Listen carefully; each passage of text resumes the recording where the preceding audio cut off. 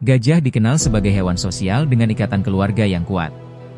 Peristiwa seekor induk gajah menyelamatkan anaknya dari lumpur mencerminkan keberanian dan kasih sayang luar biasa dalam dunia hewan.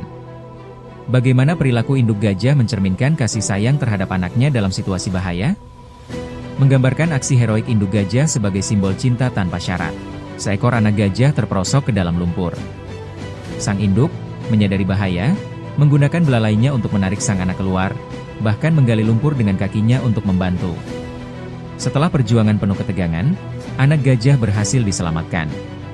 Momen ini menggambarkan kuatnya ikatan ibu anak dalam spesies gajah, serupa dengan manusia.